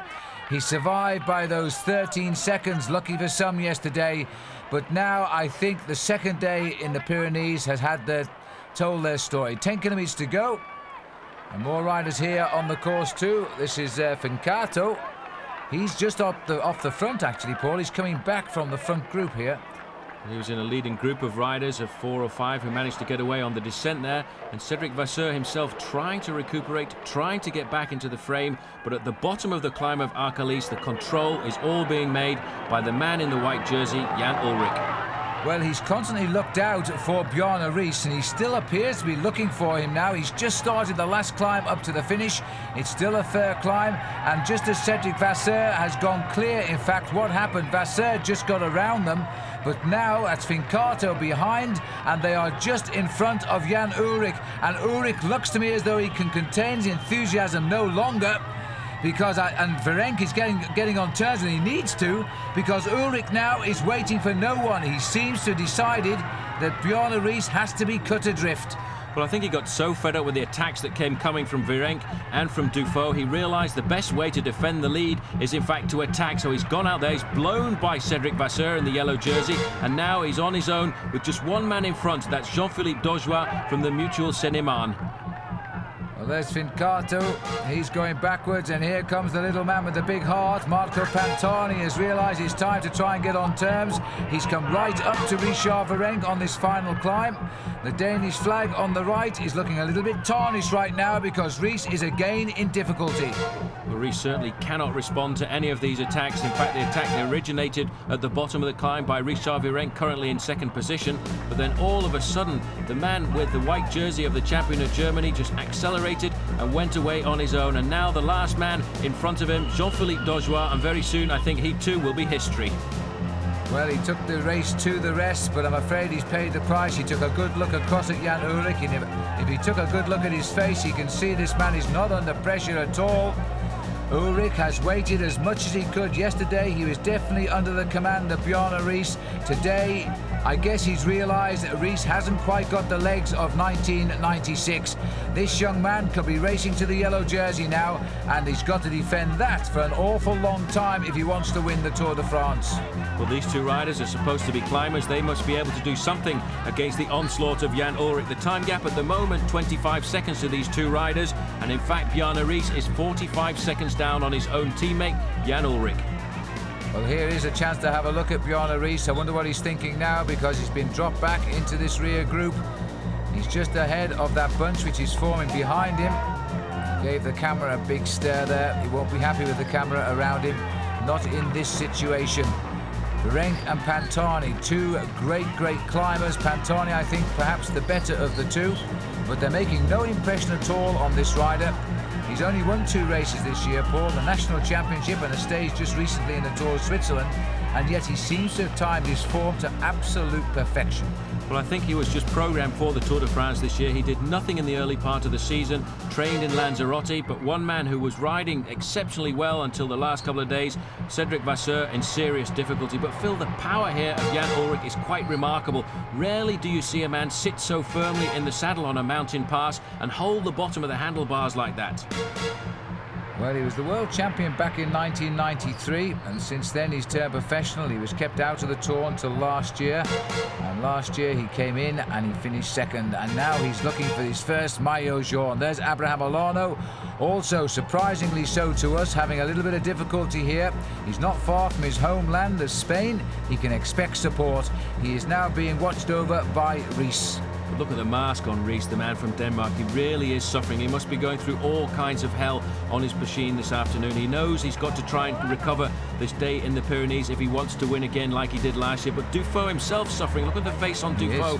He really is pushing himself. But all the time, the man at the front, Ullrich, is time trialling. And just look at that. It's the first time that I've seen this climb as well, and I must say it is a very difficult climb indeed. Well, I'm sure that Jan Ullrich, he may have come down looking at it in training, but he will never have raced up this climb, and he's showing it absolute disdain as he comes under 4 kilometres for the chase group. Remember that Virenque and Pantani are in front, and Ullrich is already heading up to the 3-kilometre banner. I don't think happy with the fact that the cameras are there watching him fall away from the leaderboard. But these two men, both of them great climbers, both of them with 2 stage victories in the mountains to their credit, and Richard Virenque's both were in the Pyrenees. Well, this has been a long, cruel day today, and by the time the riders get there, for many of them, they'll have been in the saddle for more than 8 hours. Ries being guarded now by Laurent Dufault, although I think both are just trying to match one another to get to the top of the mountain, because this man is putting time between them now. The last check we had on Bjarne Ries, Paul, is over 2.5 minutes. Quite remarkable. In fact, Virenque and Pantani are at 55 seconds, and Francesco Casagrande, he's at 1:15. But you know, Jan Ullrich today is not only going to take the stage victory at the end of this stage, but also the yellow jersey. And he's heading up towards the finish now for what has got to be his biggest ever victory. Yes, he's been a world amateur champion, but now he's climbed this mountain like the great Eddy Merckx of old, who was also a very young amateur world champion. And now this man seems to have just about everything. Second in the prologue time trial. He's never been caught by any of the crashes over that first opening week, always positions himself well, and today he could not contain his enthusiasm anymore at all. He has gone for it and he has opened up the gaps. Well, he's no longer a teammate. Now he will be the leader of Team Telekom. And at the end of this little straight here, Phil, he's going to be the first German to wear the yellow jersey since Klaus-Peter Thaler did in 1978. And with all respect to Klaus-Peter, who is a really nice guy, he was never a potential winner of the Tour de France. But I think this man is. As he comes up towards the line, he's still sprinting for time, victory and yellow all at the same moment. And he comes up to the end of 252 kilometres. There's the clock. It is almost 8 hours. 7 hours and 46 minutes by the time he gets to the line. And Jan Ullrich is going to claim the race leader's yellow jersey. Of that we are quite confident now. This has been a superb show by the champion of Germany, who now becomes the German leader of the Tour de France. Pantani racing up the mountain. Can he take second? He was beaten by Virenque last time he tried it yesterday at the mountain top finish. But this time, maybe it'll be different. He's coming up towards the line. Virenque's not even going to attempt it. And the gap about 1 minute and 8 seconds. Further down, though, look at the gaps opening here. Bjarne Riis has dropped to Laurent Dufaux. In fact, Dufaux looks to me as though he's coming back, but not quick enough.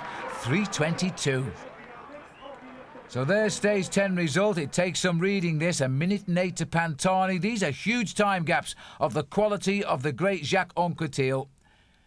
And the overall standings now, this is a big gap. Virenque's second, but at 2:38 behind. Further down the list, men we used to talk about, like Laurent Jalabert, 24 minutes back. And so, the man in the maillot jaune is the leader of the Tour now.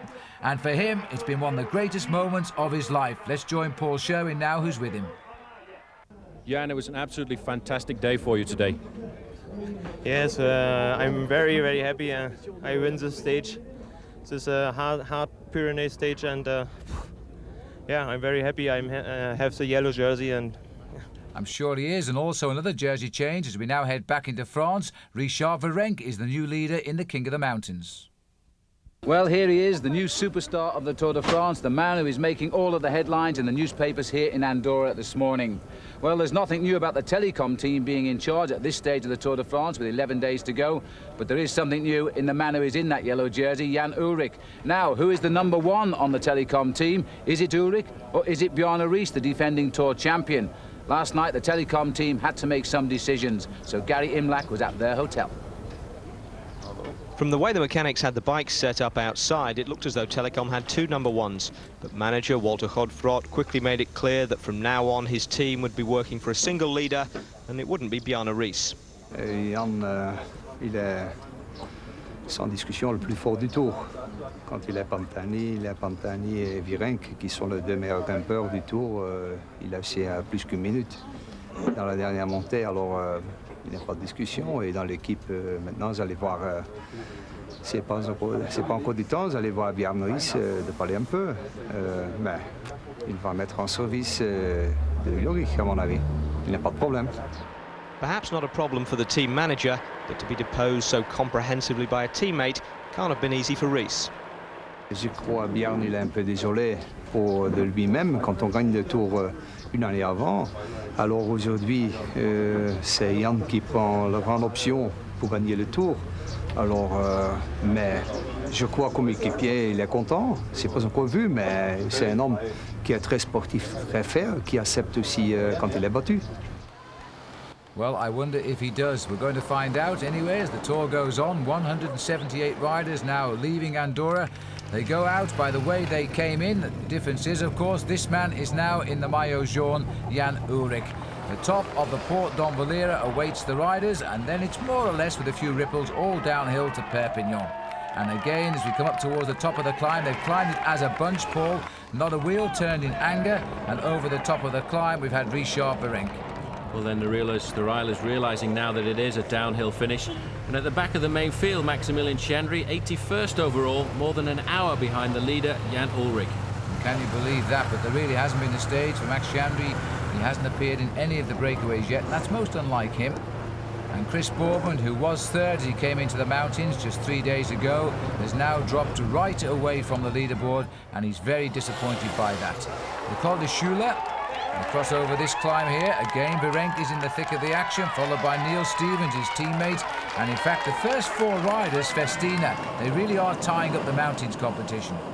They certainly are, but as we get a little bit closer to Perpignan, a lot of riders getting frisky with the possibility of a stage victory, and the fact that tomorrow is a day of rest. The riders will be travelling up to Saint-Étienne. But after that, of course, it's the time trial and then into the Alps with Alpe d'Huez itself and a new finish at Courchevel. But the attack's now taking place here, the riders trying to shape up the day's racing. The scenery around here is absolutely stunning. Long, thin line of the peloton. Once they got into the streets of Perpignan, Phil, this breakaway had got away. Sitting in third position is Laurent Debian. The first position there with the yellow jersey of Polti is Sergei Uchikov, and the man in the middle is Carlo Finco. Well, these are the remnants of a 9-man breakaway, which got clear. Museo was one of them, but he's dropped out of it now. 2 kilometres to go, and it looks as though the Telecom team are trying to get themselves back on terms.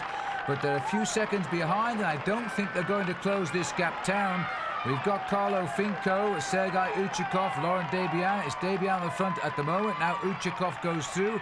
Former stage winner of the Tour. In fact, he won at Revel at the expense of Lance Armstrong a couple of years ago. But Finco feels he's going to have to start the lead out. Well, he's gone a bit soon, and he's realised it. He's sat up. Now, Uchikov is my favourite, Paul. Well, Uchikov is the fastest of these three. Finco has never won a race in his whole career, but Laurent Debian, he's on the comeback trail after having a positive dope test last year in the Tour of the 4 days of Dunkirk. Well, that cost him his place on the GAN squad as well. Now, Finco, this time I think is the real attack. A little bit of a slow realisation from the others as Sergei now comes through on the right of our picture. And Uchikov now has got the inside, and dancing around the back is Laurent Debian. He's not well known as a sprinter.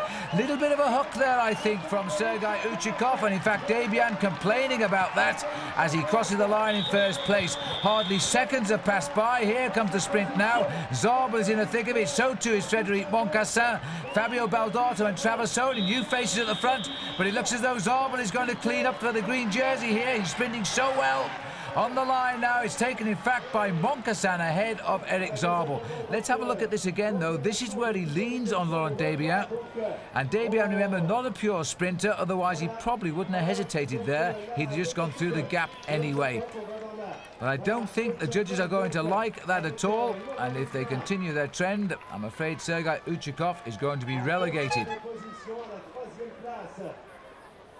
And as he crosses the line on this slow motion picture, in fact, they are saying they have relegated him. So Uchikov has gone to third place. Debian will be declared the winner. This is the sprint for fourth, being taken by Moncassin. This is the incident, Paul. Well, this is what the judges didn't like. They say Sergei Uchikov prevented Debian coming through. And at the end of the day, they gave the victory to the Frenchman, Laurent Debian. Carlo Finco, will he be happy with second place? And Uchikov not very happy with third. In fact, that was very modestly put. In fact, he was fuming with third. He felt he should have been given the victory. Overall, no change at all today. And now, the day after the rest day, the riders have moved up into Saint-Étienne for a hilly time trial over 55 kilometres. This is stage number 12. Now, can this man fight back into the frame, knowing that his teammate is now the leader of the Tour? Well, it'd be interesting to see just what tactics a lot of these riders adopt. Rumour has it that some of them are going to switch bikes halfway around the course. And at the moment, we're looking at the man wearing number 98. And that, in fact, was Cédric Vasseur. And this is Abraham Olano making his start, and also didn't have a great run through the Pyrenees, Olano. Back out with Bjarne Riis, who's unaccustomedly a little bit low down the overall classification at the moment. Still to go and about to get the signal. Richard Virenque, the leader now in the King of the Mountains, and looking to win that for a record 4th year in a row. Well, Olano looking very comfortable here. He's on a standard machine for the moment. The first part of this course is very hilly indeed. The riders, I think some of them will actually change at the top of the mountain onto the low-profile machines, but it's the day of reckoning for this man. Jan Ullrich about to make the start. Now, can he give us confirmation as to his strength? The best time already finished, by the way, is by Frank van den Broek. 1 hour, 21 minutes and 8 seconds. This is the Czech at point number 3 at 41 kilometres. Pantani going through very quick time for him. 1:4:09. Well, it certainly does show that this course suits the climbers, and it may well be that Richard Virenque can do something special. Time trialling is his weakness, but behind him on the road, this man is really making inroads into the lead of the little Frenchman. And sorry about the little bit of picture breakup again. It's those trees on the right which is causing the problems. But now Jan Ullrich is setting the trend as we go along. Pantani has set the new mark at 1:4:09, much quicker than Van den Broek, and all of the others are slipping behind him. Now Ries is out on the road, and the last man, Virenque and Ullrich, they are the last two on the road. Well, out on the course, Bjarne Riis putting a good time in. He's gone through the 41-kilometre mark in exactly the same time as Marco Pantani, while at the finish line, Fernando Escartin losing a little bit, coming across in 7th place with 1 hour, 21 minutes, 47. Well, now look at this. Jan Ullrich here is beginning to pick up Richard Virenque. This is going to be a nasty surprise. I don't think Virenque really expected to be caught by Jan Ullrich, but he is firing this man from Germany. He's bridging the gap, and we're on the climb here. Now, which side is he going to pass him by? He's not too sure as he dodges around, but Richard Virenque, who's a great climber, has no answer to the pure strength of the German. Well, the final few kilometres here, very fast indeed. And in fact, you can see that Jan Ullrich has changed to a low-profile machine. He's wanting to take advantage of the aerodynamics and try and push himself up to speeds over the closing metres. And now Pantani is going to rewrite the leaderboard here. He comes in 1:20.06, confirming his great times out on the course. Marco Pantani in now with the best time. Still Ries, Alano, Virenque and Ullrich to finish. But we know now that Virenque has been caught for 3 minutes by Ullrich, although he's still trying to slip him. Well, Bjarne Riis has faded quite a bit, Phil, over the last few metres, but he is going to go inside the time of Marco Pantani. That's the time to beat, 1 hour 20.06. And Bjarne Riis looks to me as if he's going to come in with the new best time, but he looks very slow coming over the final few metres here, as if he's really having to dig very deep indeed. There it is, new time, 1 hour 19.32. 34-second beating of Pantani as we go back out on the course. This is now the descent, the last 14 kilometres off the top of the mountain and down towards St Etienne. It's quite a tortuous descent, but it's very dry condition today, thankfully so. And now it looks as though this man is setting new trends, but we'll have to find out first if Alano's going to match anybody's time. It's been a good ride by Abraham Alano here. Bjarne Riis has got best. I think Abraham Alano might fall just a little bit outside of this. It's a long way up this straight here. Best time is 1:19.32. He's just going to be outside the time of Riis, so he'll go second on the board. So all of the stars are finishing very close together. But this man is doing a great fight, Phil. Richard Virenque just in front of him there. He can see Jan Ullrich. He hasn't given up. He's been caught by a superior time trialist, but he's riding on courage. He doesn't want this man to blow him away. Well, Virenque has made a very, very nerveless descent down that mountain. He's closed the gap right up on Ullrich, who seemed to be pulling away. Look at this massive crowd here in the cycling capital of France. And now Ullrich is going to confirm he really is a top contender for final honours in this race. Ullrich, his time is amazing. He's way up on Bjarne Riis, his teammate and last year's Tour winner. He's 3 minutes in front, don't forget, of Richard Virenque, who is just behind him now. So he's conceding all of that time, as Ullrich is going to set a unique time here that nobody has approached all day. He's going to be minutes quicker than Bjarne Riis. This is going to be a Miguel Indurain style time trial for young Jan Ullrich. 1:16.24, 3 minutes quicker than Bjarne Riis. That is an amazing result for the German. But you know, Richard Virenque's going to be happy, Phil, too, because that time that he will come in with will be good enough for second place. So Richard Virenque did keep Jan Ullrich in his sights, but he lost 3 minutes nonetheless, and that's going to take a bit of recuperating, even for a climber in the Alps, which are now to come. And the road ahead really is a tough one now. Richard Virenque, though, retains second overall. On the stage, he's finished second as well, but conceding 3 minutes and 4 seconds to Ullrich. Riis was third, but he also conceded more than 3 minutes. Overall, Ullrich now leads this tour by 5 minutes and 42 seconds over Richard Virenque. Abraham Olano is third, but 8 minutes back. Now they face the climb of Alpe d'Huez, 203.5 kilometres, for the 172 survivors of this tour. This is going to be a tough one. They are now going to the mecca of cycling, the Alpe itself. Well, in all the years that I've come to Alpe d'Huez, I've never seen an atmosphere quite like this. We've estimated perhaps 250,000 people are on its slopes. The Tour de France has arrived at the big mountain. We know there are 30,000 Danish making their way here. We know there are busloads of Pantani supporters, and I'm quite sure now there are indeed plenty of supporters for Jan Ullrich. Well, we've seen the German conquer the Pyrenees. We've seen him ride the brilliant time trial. Now, just how is this sporting revelation going to climb up Alpe d'Huez? Let's go to Paul Sherwin, who's now going to analyse his climbing style. The most important thing about riding the mountain passes is trying to conserve as much power for as long as possible. Now, when I rode my first Tour de France, Barry Hoban said to me, when you're approaching a long climb like this with all these zigzag turns, the only way to do it is to go around the outside of the corner where it's not quite as steep. Now, the amazing thing about Jan Ullrich is he climbs with sheer power. As he comes up to the corners, you can see he's sitting very comfortably on his saddle, all of the power coming from the back part of his body and his thighs. But when he comes into the corner, he hugs the line right around the steepest part of the apex. If you've got a chance at home, go up one of the local climbs and try riding on the inside. You'll see just how tough it is. Once he then gets to the straight part, he accelerates away, not even getting out of the saddle, indicating this man climbs with pure power. But Alpe d'Huez has 21 corners like that. Does he have the power to be able to do it 21 times? I'm not so sure.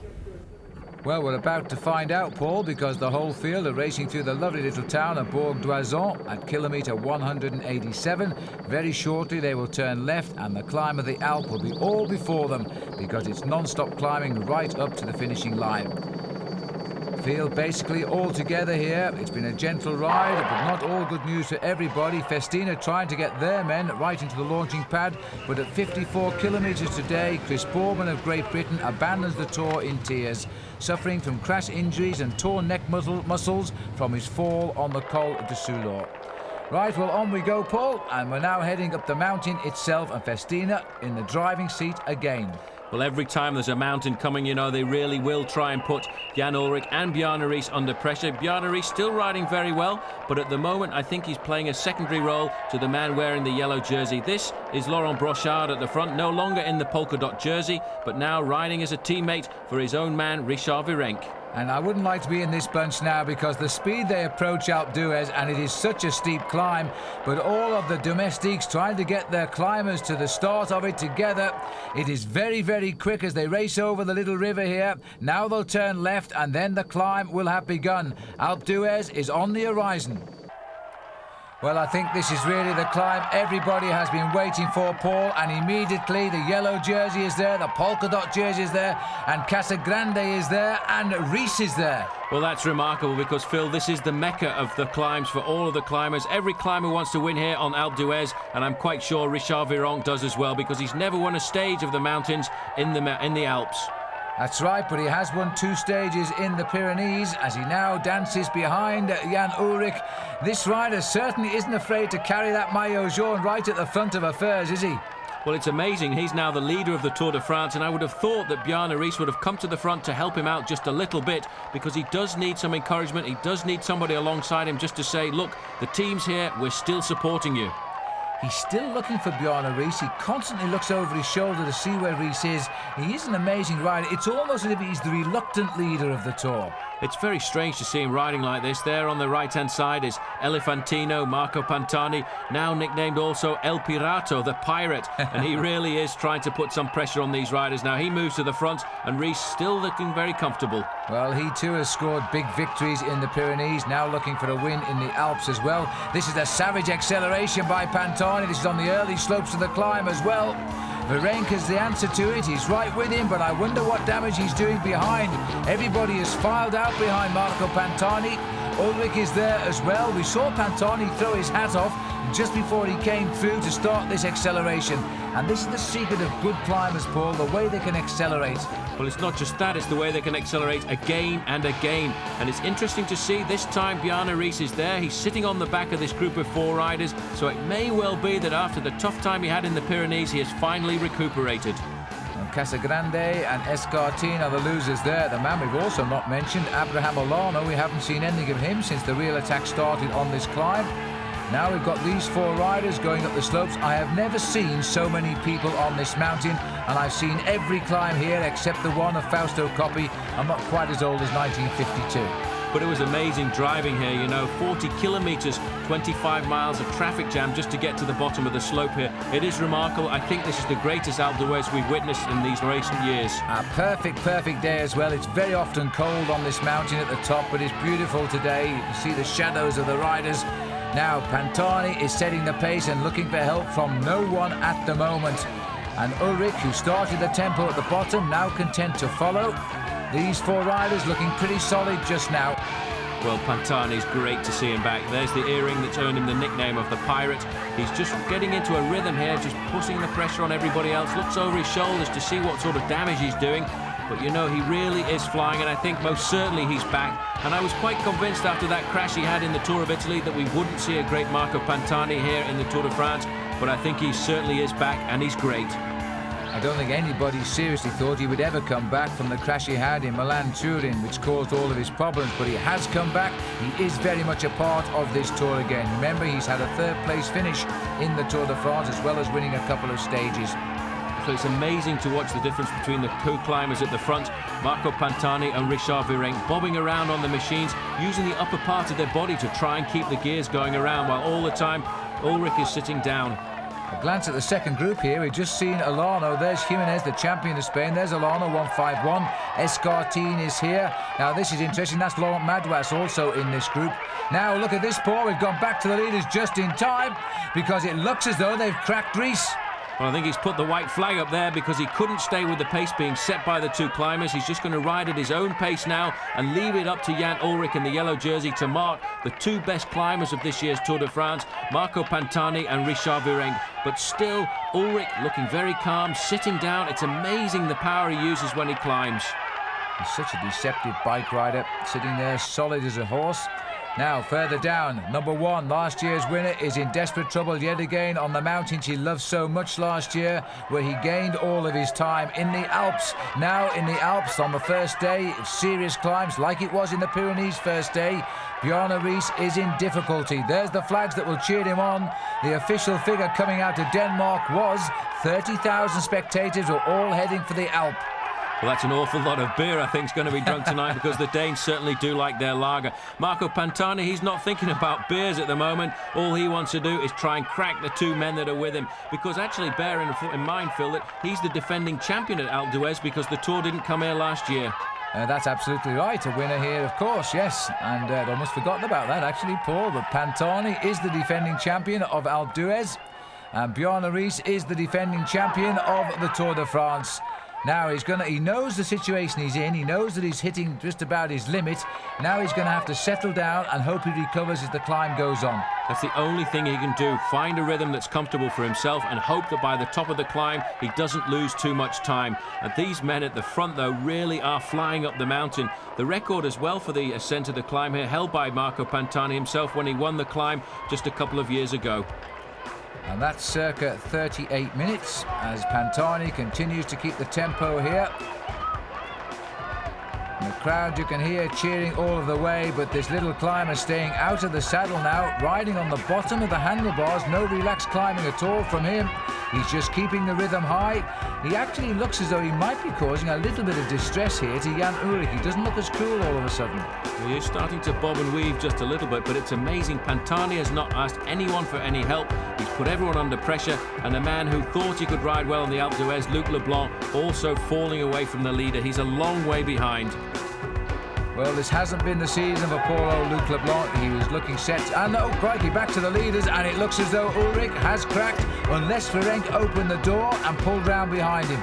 Well, I think Virenque just couldn't stay on the wheel of Marco Pantani, and the reaction now has come by Jan Ullrich, and he's closed down on Pantani, the climber, so it just goes to show how strong the man from Germany is. To respond to an attack like that really is quite remarkable. Well, this is a superb piece of tempo riding, but very briefly, as I was saying about Luc Leblanc, he had all set to finish third in the Tour already. He had that spectacular crash in the time trial there, coming down a mountain, and I don't think he's really refound himself at all. He's struggled every day in this event. The one man struggling now, Phil, is Richard Virenque. In fact, that acceleration out of the corner there has put the climber from France into difficulties, and he couldn't stay with the two leaders, so now just two men up the road, Marco Pantani in the yellow jersey of Jan Ullrich. Well, there won't thing that Richard can be sure of is plenty of support, but he's losing ground here, and this is the first time we've seen a little climber from France be attacked as well. But really, Pantani at 10 kilometres to go has just simply stayed out of the saddle. Now he's starting to go in and out of the saddle. He's kept the rhythm so high, and they've all tried and so far failed to match him. Only Ullrich again surviving. Well, he'll get a lot of confidence out of that, because I think the man he will have been a little worried about on the climb of Alpe d'Huez is Richard Virenque. Once again, he gets out of the saddle, he accelerates, trying to put the pressure on Ullrich, because I think before the summit he'd like to get rid of this man from Germany. But look at the face on Richard Virenque. He's suffering like a dog, and all he can do now is just hope that he can pull himself back. Well, he knows he has a little bit of time in hand, and it's probably just as well, because I think he's finally decided to let the little pirate escape. He's 9 minutes 11 seconds behind Jan Ullrich in the overall classification, lying 5th at the moment, and so every pedal rev now will gain time on everybody in the Tour. Well, you see how Pantani went round the wide part of the corner there. It was not quite as steep. He came out of it, accelerated away, and the gap opened up immediately. Ullrich isn't panicking though. He's just sitting there, setting a nice pace for himself, making sure that Pantani doesn't open up the gap too rapidly. So Marco Pantani is doing what I think just about everybody on this mountain came to see him do. This magic little climber go away from the rest of the race. He is now pedalling a higher place in the overall classification for sure. He's not going to damage the lead of Jan Ullrich today. Ullrich perhaps wisely knows that. He's not crucifying himself, trying to hold the back wheel of a man who is simply on a mission. But it's amazing, he's always looking over his shoulder, trying to see exactly what's happening behind him. This time he's not looking for Rees. In fact, he's looking for the whereabouts of Richard Virenque. But Marco Pantani, well, his wings have come back. This is the Battle of the Alp, and the Italians have had a lot of success here. They started it back in 1952 with Fausto Coppi. Then came Gianni Bugno with a couple of wins. Then Roberto Conti got a win here, and that was his only win after 10 years as a pro, and still is. He's been a pro 14 years now. And now Pantani trying for a second time. And interestingly enough, that Roberto Conti rides on the same team now as Marco Pantani. Worked very well this year in the Tour of Italy, and I think he's having his best Tour de France in several years as well. Jean-Marie Leblanc, director of the Tour de France, also rode this race on 2 occasions in the late 60s, enjoying the best seat in the house just behind Jan Ullrich. But this is the man who is opening the waters. Here comes the Red Indian. I think he's Danish, this chap. I met him earlier on the slopes, but he certainly enjoyed his lagers today, and I don't think Pantani has any wish to hear any war cries down his left ear. Well, maybe it was the smell of alcohol in his breath. Pantani wanted to get away because he feels with just 22 seconds advantage, he needs as much oxygen as possible. But I have to say, the crowd here full of good humour, and they've come to see great sportsmen in action, and there's none greater than Pantani when he's climbing. Here we go, back to the slow motion now. There's a little tickle in the ribs to push the Red Indian to the left. Well, the time gap's there, 22 seconds to Jan Ullrich, 42 seconds to Richard Virenque, and 1 minute 22 to Bjarne Riis. So Riis falling away quite rapidly. This is not going to be the Tour of Bjarne Riis now, but it's still looking like the Tour of Jan Ullrich, because he's still second on this mountain despite the escape of Marco Pantani. Virenque isn't far behind. Casagrande, Riis, and we haven't caught sight of those for a while, but they are the next on the climb.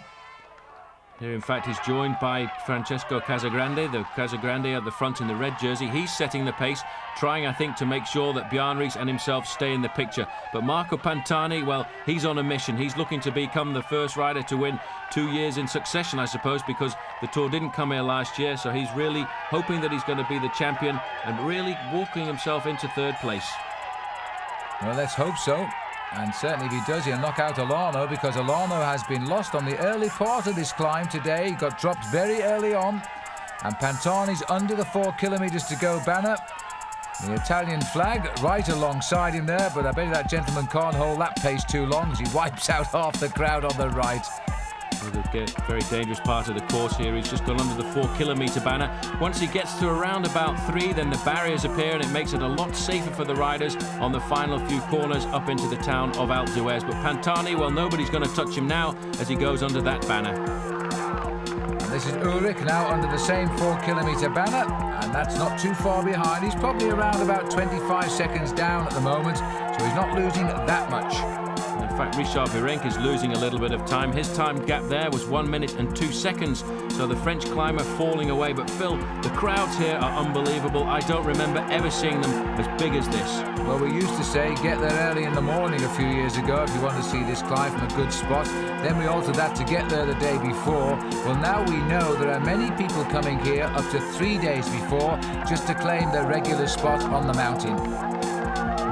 This is the first time that Jan Ullrich would have experienced this climb with all the crowd out there. A lot of Germans have come now to the Tour de France as well to support this man, because I think they can see the makings of a champion, a new man on the block, the man who I think is probably going to dominate the Tour de France for the next few years. But Phil, just look at the crowds. Well, officially they're telling us that 750,000 people are lining the 9 miles of Alpe d'Huez today. That might be an exaggeration, but when you see shots like that, I'm no longer sure it is. And Marco Pantani has now got himself between the barriers, the safe stretch of the course. These barriers put up after that debacle we had a few years ago when Fabio Parra was brought literally to a standstill by the crowd and the block cars. But a fine right-hand turn by Marco Pantani. Taking your advice there, Paul, he went round the outside. But I don't think he expected to be going quite that fast. He's flying up the final kilometre here of the Alpe d'Huez. But, you know, I hope he doesn't make the mistake he made 2 years ago, because he also nearly lost it in the final left-hand bend to the finish and went straight on into the parking lot. Well, this time I think he'll be guided simply by the crowds and the barriers. We're now into the lovely town here on the top of the mountain of Alpe d'Huez. This town literally opens for the arrival of the Tour de France. In the next 48 hours, it will have all closed down again, awaiting the ski season. But at this time of the year, in July, it is vibrant, and there are thousands of people here now. We're going into the lower slopes of its streets, and then it will climb steadily to the summit. Jan Ullrich riding very sensibly, still hovering around 25 seconds behind Marco Pantani. He's not pulling anything back, but I think he'll be very happy with the ride that he's put in today. But Pantani now into the town square. Across the town square, he'll get the left-hand turn, and then it'll be up to the finish. He's got about 600 metres lead over Jan Ullrich as he heads up towards the finish. That's around 35 seconds. All the road is his now as he moves into the last 500 metres to the line. There'll be the sharp left-hand turn where even Greg LeMond has made a mistake at one occasion finishing here. You've got to watch it. It's easy to overshoot it, but Pantani now, this victory is going to be equally as special to him as Zabel's revenge on his disqualification last week was to him, because this means he is back as a big-time climber. He didn't have time to see himself on the big screen there as he swung round the left-hand bend, but now he's going to win this stage the second time in succession, although there's a gap of 1 year in between. Marco Pantani of Mercatoni Uno will be the winner at Alpe d'Huez today. He will gain time on everyone. He will climb up the overall classification as well. This is going to be a great feeling for him. He gets the victory, 203 kilometres covered. He's the first to the top of the Alpe, and the gap is around about half a minute for the next man. The Maillot Jaune of the Tour de France, Jan Ullrich, is coming home, and Ullrich again confirming he is most definitely the man to beat in this year's Tour, and I don't think anybody can or will. He grits his teeth. He really has suffered on this climb, but now he's become a complete all-round bike rider. 46 seconds the gap. It's amazing he still had time to look over his shoulder to see what the time gap was. Richard Virenque has failed a little bit over the final kilometre. He's going to go almost 1.5 minutes behind the winner, Marco Pantani, but I think he'll be more worried about the fact of how much time he's lost to Jan Ullrich. So Richard Virenque is coming up, sprinting for his life here. He will just about hang on to his second place overall, I think, as the polka dot jersey gets more points for third place in the King of the Mountains competition as well. So the result of the stage to Alpe d'Huez, Marco Pantani gets a second win here ahead of Ullrich, Virenque and Bjorn Riester in fifth place, 2 minutes 28 seconds back for him.